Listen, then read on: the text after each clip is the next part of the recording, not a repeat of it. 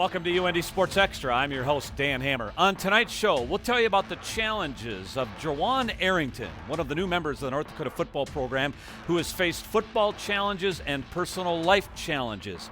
His touching story later in the show. The North Dakota women's hockey team will be home this weekend in the first round of the WCHA playoffs. The UND women's and men's basketball teams are heading down the home stretch of the Big Sky Conference chase. The UND women still looking to nail down a postseason berth, while the men will have two home games coming up this weekend. Our leadoff man is women's basketball coach Travis Brewster. His team fresh off a split of two home games this past week, beating Portland State, falling to Sacramento State. Coach, good to be back with you again. You're 9-6, currently in fourth place, 3 games to play in the league race, and you haven't clinched anything yet to this point. No, it's that time of the year though. You got to battle it out all the way to the end and get yourself in position for the the conference tournament. That's what we're playing for, to get ourselves a good seed and get ourselves a good matchup. Saturday's game against Sacramento State particularly important as you reflect on the weekend, because you both came in at 9-5 in the league, a game that went down to the wire. How does that change the complexion of things here over the final 3 games for you? Well, it changes for us because we got to win on the road. I mean, that's the big one. We got to win these 2 on the road. Then we have to take care of business at home. But, it's one of those things, too, of, one game moves you up, one game drops you down, and it's conceivably a tough thing for us right now. And when you're playing with your back against the wall a little bit, sometimes you play better. Yeah, well, and you can't be standings watching these days. No. You really have to be focused on at hand, your job at hand. Yeah, standings are out the picture for us right now. All we got to do is figure out how we can get a victory on the road on Thursday. As you head to northern Arizona and southern Utah this coming weekend. Let's take a look at the highlights from this past week, Coach. Begin with Thursday night here, Portland State inside the Betty. And I know your theme coming into this week was kind of hitting the restart button, and you came out and you really pounced on Portland State early in this basketball game. Yeah, there's an unfortunate situation for them, but at the same time, we're playing this game. I thought we did a good job, a great drive and kick there. Leah Zalba knocked down the shot. You can see there's a little bit of sense of urgency out of Leah. Portland State had dismissed its head coach, Sherry Murrell, the night before this game. What kind of impact were you thinking this might have on this game? Well, it's a tough thing for young people to grasp that concept, but it goes to show you that college basketball is also a business, and we talked about it in our locker room a little bit, and we moved forward. Points in the paint for your team in the first half were big in this game. Yeah, I thought we did a good job of finding people. You see Siri at the basket there. You saw Maya score. It's just one of those things when you look at it, that's part of our game. It's been our MO all year long. In the first half, you had 18 made field goals on 15 assists. Tells you how you were moving the ball around. And defensively, you made a lot of things happen. Points off turnovers in the first half as well. Well, I thought that's a big key for us. We kind of got back to our basics on the defensive end. And, you want your players to be aggressive. Good inside-outside look here on the offensive end. Yeah, I thought that was good there for Siri to dump it in there. Maya gets a score. Great steal by Ellen Kaiser here. You see Leah Zaba always pushing tempo, something that you really like. Good run by Grace Swatsky. Hope she would take that shot. Yep. But again, another good feed, and Leah knocks down the shot. This game in hand by half, 46-21. You pulled away in the early stages of the second half, and everybody played at least 6 minutes in this game, Coach. Yeah, it was good. It was good. Some of our non-starters and some of our reserves to get a chance. There's Samantha Roscoe knocks down a shot. It's good for them to be out there on the floor. And again, Samantha Roscoe scoring. And it goes to show you got to get yourself ready to go. And she's developing. 13 players scored in this game, and what's it mean for your regulars to see some of the reserves come off the bench and score? Well, look at their reaction on Emily Thompson's basket here. Well, Emily's worked hard, and it's great for our team to be engaged like that. Sometimes your team doesn't do that, and that tells you we're truly bonding the right way, and they really believe in each other. 76-45, a no-doubter last Thursday night against Portland State. That moved you to 9-4. Lloyd with 14, Laukwood 9. 13 players scored, and again, everybody played at least 6 minutes. Here we go. Saturday afternoon, Sacramento State, a team that beat you earlier this year at Sac State. You both come in 9-5 in the conference. Early in this game, Coach, you had a lot of good looks. You just weren't converting and finishing at the basket here early, correct? Well, when you pound it inside like that, you got to be able to make your layups, and I thought we did a good job of attacking the rim. Those fall, it's a totally different ball game. But again, when you're getting those good looks at the rim, you just got to take your time and finish. What are the biggest challenges in playing against the style that Sacramento State comes at you with? Well, they're so unconventional. They're trying to turn you over, speed you up, make you throw unconventional passes. Great passer among from Mikayla there to Bailey Strand. I thought we stuck with our game plan well. We limited their possessions. It changed the game for them. The less possessions they have, the greater chance we have. Yeah, 16-5 run by Sac State here to open up a 15-point lead at the half. Yeah, they sped us up a little bit. We took some quick shots, I thought, in the shot clock, and that's what they want. You know, they operate in the first 8 seconds of the shot clock to get a score. Yeah. Opening minute and a half of the second half, Sac State's going to build its lead to 19, but then you go to work here and you start whittling down the deficit, and part of a 10-0 run. Now, that Kelsey Knox was a big part of this 10-0 run that got you back within striking distance. Oh, I think Kelsey and Leah Zalba did a great job. Kelsey had the ball in her hands and did a nice job of just distributing. And at the same time, again, when you're attacking the rim, it's a big deal. Mm-hmm. And I thought the two of them kind of took it upon themselves. And that was great. Yeah. So the 10-0 run takes this game from 51-34 to 51-44. So it gets you within striking distance, and this game then plays out through the final minutes. Well, I thought we did a good job on the defensive end. Great block shot there by Mikayla, getting out and contesting that three-point shot like we worked on all week long. All right. So Dyer hits that bucket, then. You're going to close within 1 here in the final minutes of the game as Dyer hits back-to-back baskets to get you within 58-57. Yeah, we're excited. We're playing hard. I thought we were just doing a great job of taking the easy shots and kind of flowing a little bit. We weren't taking quick shots. We were just taking it out of the flow of the game. Mm-hmm. Sac State goes back up by 5, but then Surrey Burke's going to hit a key 3 here, and you're back within 2 points here late. Yeah, we went to one of our sets there, and I thought we executed it well. Mikayla had a good look at it. Saw somebody running. Surrey knocks it down. Hey, we can get the timeout and give ourselves a chance. I thought this was a key possession here by Sacramento State as Fantasia Hilliard, with the shot clock winding down, will hit this basket and put Sac State up by 4. Yeah, and you could foul in the situation, but we said, hey, let's just try to defend them the best we can. She turned the corner, made that layup, and it's tough, but at the same time, that's how we got back in the game, was playing defense. Yeah, that made it 64-60. You got within 64-62, but that is the final. Maya Lloyd with another double-double. So you split the home weekend. Now you're bound for Northern Arizona and also Southern Utah this week. As you said, road wins right now important for your team. That's all we can do. That's all we can do is take care of ourselves, take care of business at NAU. We can't worry about Southern Utah yet. We still have to get through practice this week. I mean, we're really breaking it down. Sounds good, Coach. Good luck this weekend on the road. We'll recap your week coming up next week here on the show. Yet to come on UND Sports Extra, Ja'Won Arrington's story on and off the football field, and head coach Brian Jones. UND Sports Extra on Midco Sports Network is presented by the University of North Dakota. Before the second semester of classes began, Ja'Won Arrington had never visited North Dakota. Arrington, one of the newest members of the UND football team, figures to be a primary piece of UND's running game this fall. But he's already logged a lot of emotional miles. In the past year, he's faced challenges in his personal life and his football life. Greg Ankers has his story with roots in Alabama. As the UND football team continues to build a more competitive squad at the FCS level, part of the building blocks are getting guys from the FBS level. Ja'Won Arrington is one of those players who's already on campus getting a jump start on next season. But his path to UND was not a choreographed one. Arrington was one of more than 100 players forced to find a new football home after Alabama Birmingham abruptly shut down its program following this past season. I told you yesterday that the University of Alabama Birmingham is shutting down its football program. On that day, it was like you just found out the world ended.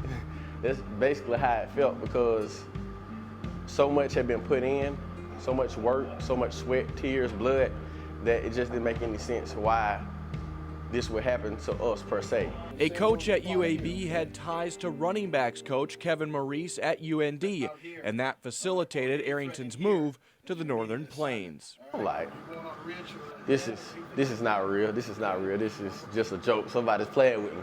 Well, maybe a couple more days later, I get a call.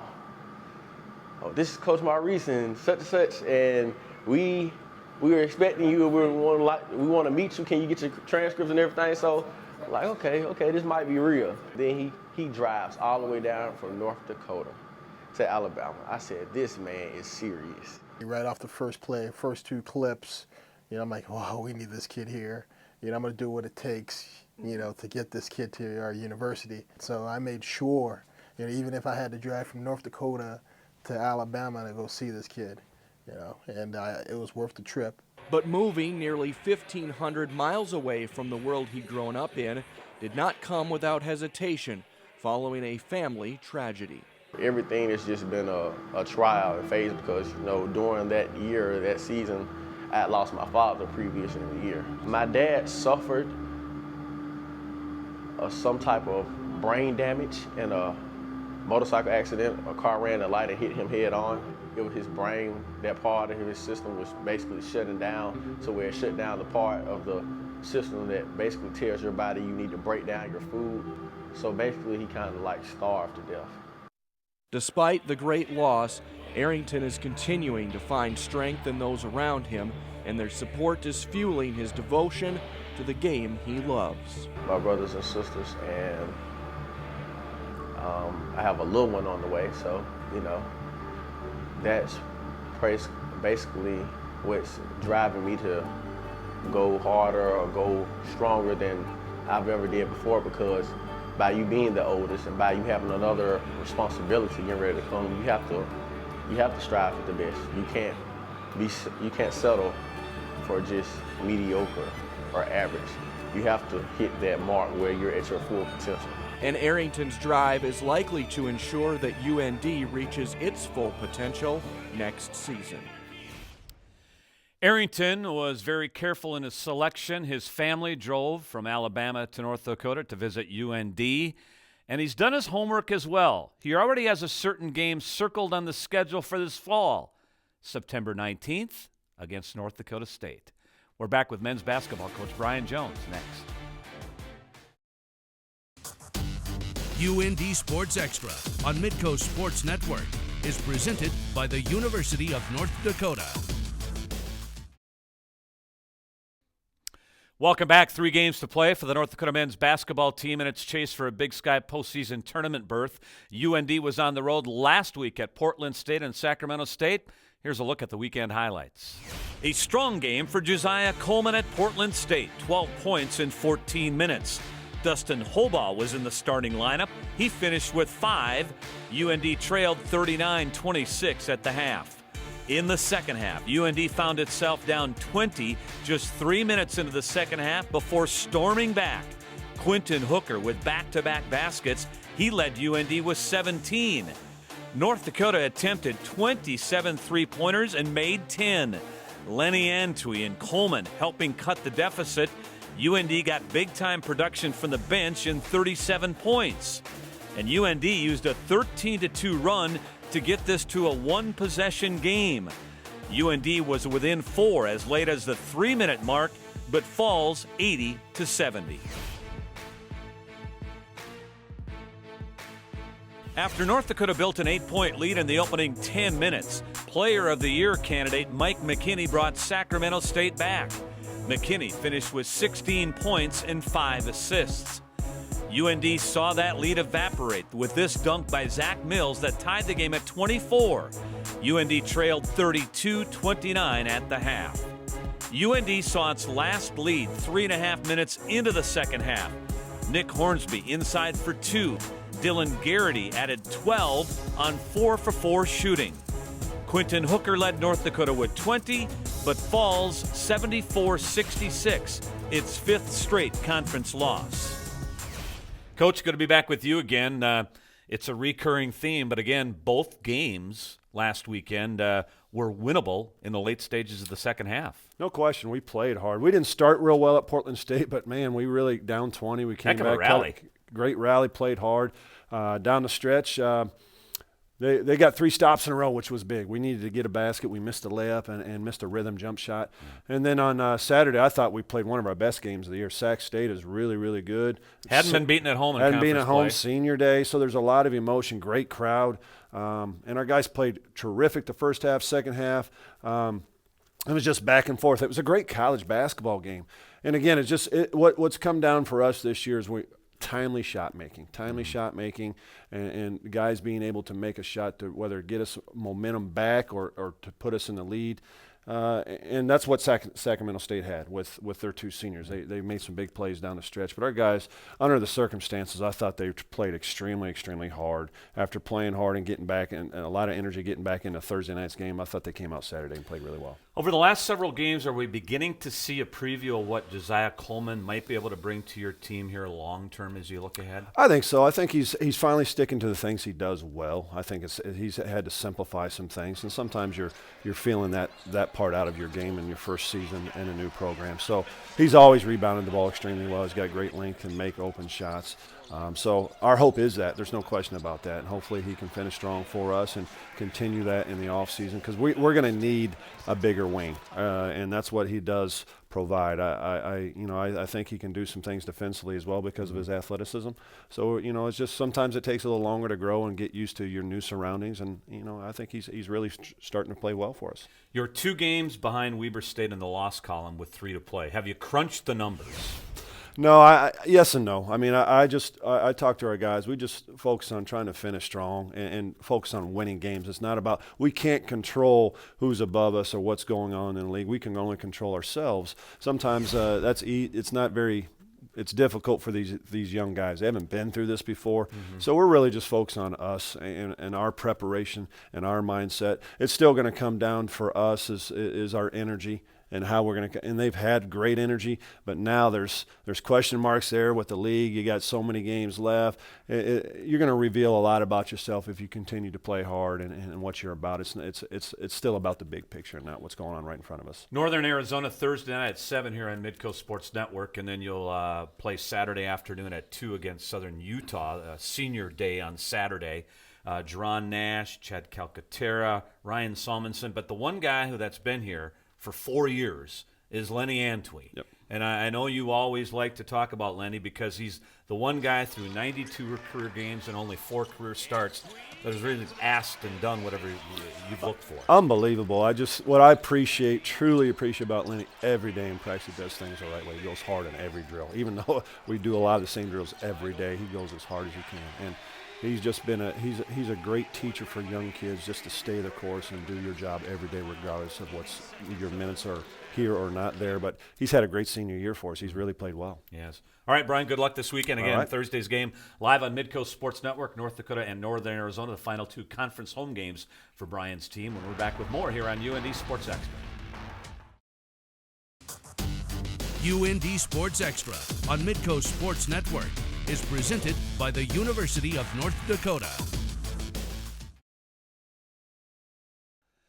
The UND women's hockey team is playing at its best at the right time of the year. It has clinched 3rd place in the WCHA and will host Ohio State in the opening round of the WCHA postseason tournament.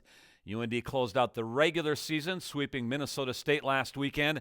In the series opener on Friday night at Ralph Engelstad Arena, North Dakota went to work early. 2 minutes into the first period, after the turnover, Becca Kohler bangs in her 11th of the year. It's 1-0.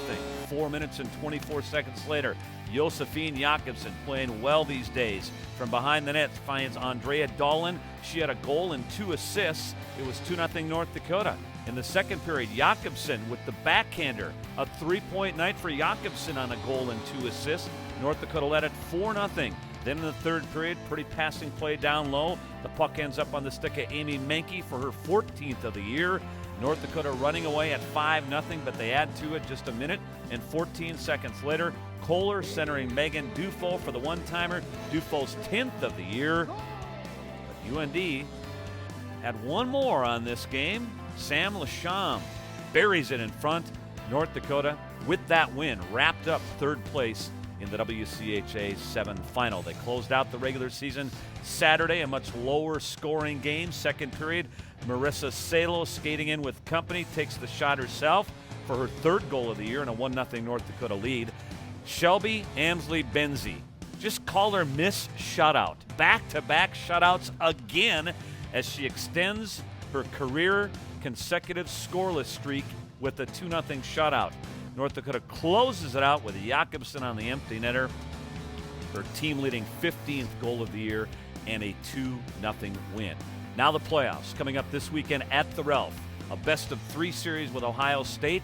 Game 1 is Friday afternoon at 2. Game 2, Saturday afternoon at 2, and if needed, Game 3 Sunday afternoon at the Ralph. The winners of the opening round games advance back to the Ralph in 2 weekends for the WCHA final face-off. We're back with some final thoughts next. UND Sports Extra on Midco Sports Network is presented by the University of North Dakota.